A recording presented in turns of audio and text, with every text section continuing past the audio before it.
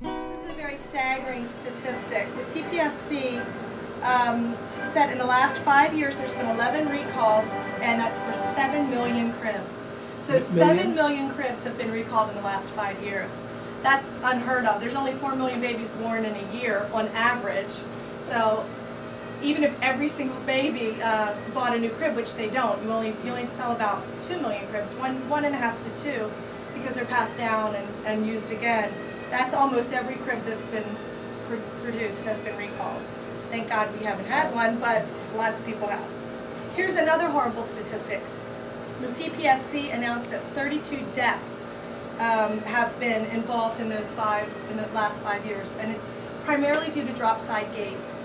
And what a drop side gate, my gates don't drop. We stopped making drop side gates a couple of years back, but it's just for the crib. It only lowers 4 inches, and people, this is a good selling point, people think that they're missing something, but truly it's just 4 inches. And you can make that difference up by moving the mattress support.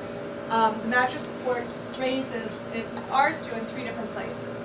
So you're not really losing anything, and anytime there's moving parts, there's a chance that they're gonna wear out. Moving parts wear out quicker than non-moving parts. So we just decided a couple of years ago that those 4 inches just weren't worth the risk. We saw some gates were failing, not on our lines, but in other lines, and we went ahead and made the change.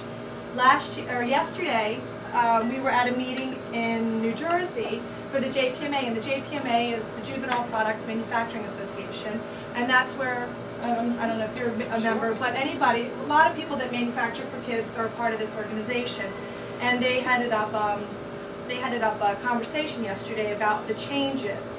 And here's something that's really interesting.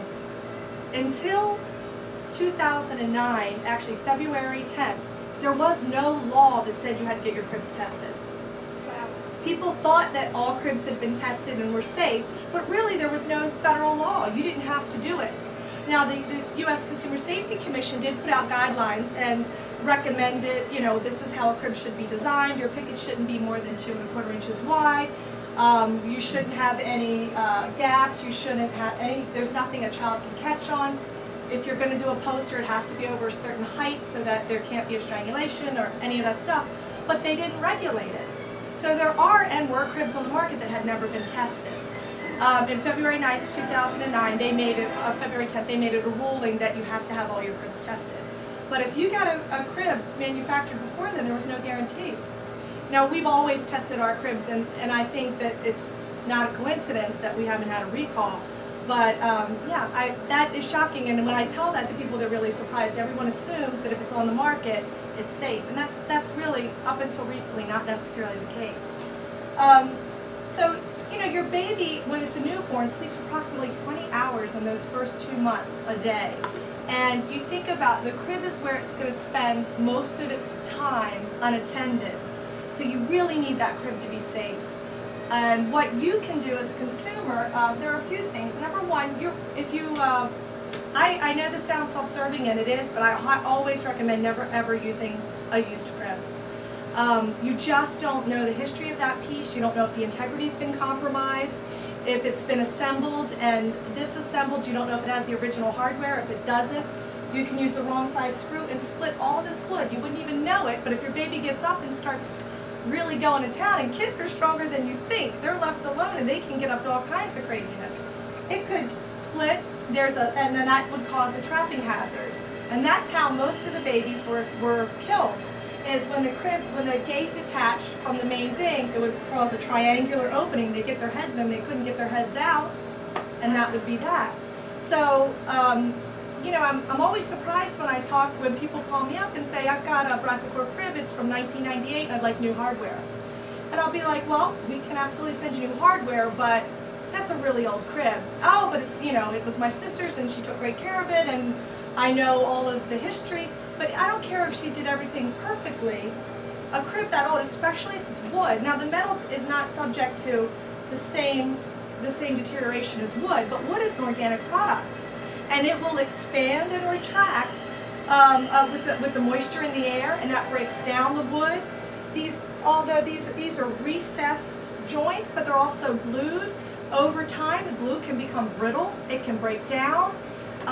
It's just not a good idea, and it's just not worth the money you're saving. I think it's always really important, if money is an issue, don't save money on the crib. You know, you can buy used other things, but definitely not your crib, because your baby's in here and you're not with that child, and you just don't want to take any risks. Other areas that you need to be careful on are the mattresses.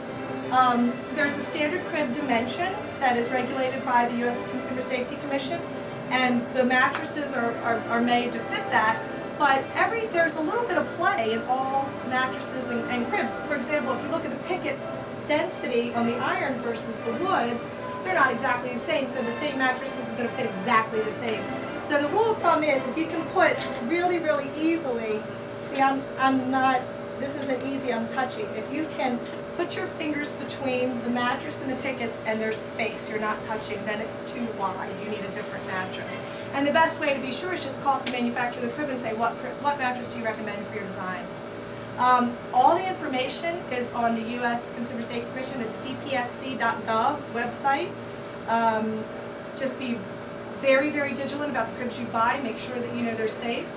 The JPMA used to be a really great insurance, because if it had the JPMA seal, then you knew it had been tested. But many of the cribs recalled were JPMA certified. So, you know, it is a layer of insurance, but it's not a guarantee. Your crib, even if you buy a perfectly brand new crib, you still should be checking it regularly, making sure that none of the nuts or the bolts have come loose, making sure that, you know, no cracks are appearing. Your crib could show up and look absolutely beautiful, but it could have taken a major hit in shipping that you're not aware of that compromised the integrity of the piece, and over time a crack will evolve. You just need to keep an eye, just check it, look at it, that's all you need to do. Move the mattress as your child grows. When it's a newborn, it should be in the highest position. You don't have to break your back getting it, and then as your child grows, you lower the mattress so they can't fall out when they're standing up.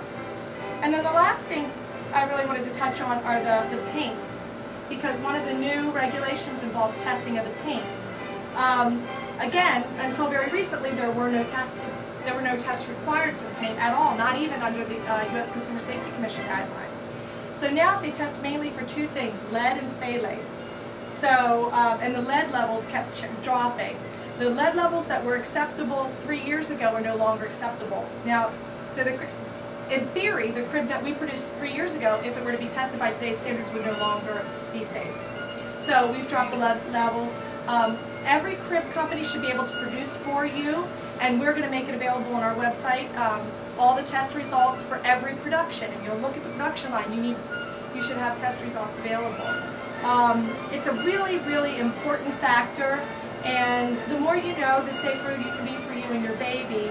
And I just think, you know, get informed, buy from a reputable company, and don't be afraid to ask. If the company's not willing to produce for you their safety certificates, I'd look elsewhere.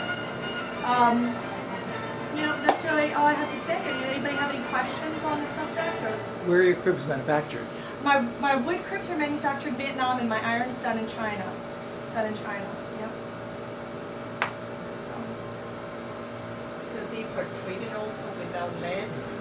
Yeah, everything's without lead. Yeah, well, there is lead, but it's a minute. It's like 0.4 parts per million, which is a very, very, very, very tiny amount. You can eat that paint and you'll be fine. And it's good because kids do eat the paint. Oh yes. I get a lot of parents calling up saying, my child just ate the crib and there's paint all over her face. Yeah. What's going to happen? I'm like, they're going to have paint over their face, but it's completely safe. Put a teething rail on. Get them a log, they're beavers, I don't know, but you know. Yeah, but that's the fun thing about the iron. They don't bite the iron. It's not bite friendly. They can't sink into it like they can wood, so we never have that on the iron. That's interesting. Yeah, never buy a secondhand crib, especially at a yard sale. When people tell me that, I start to panic.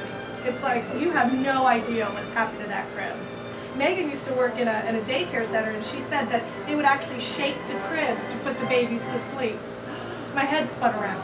Like, you're destroying the crib. Okay. Right. And they, you know, and they were cheap cribs anyway, so even scarier. It's amazing. Yeah. Okay. It's amazing. Thank you, Mary.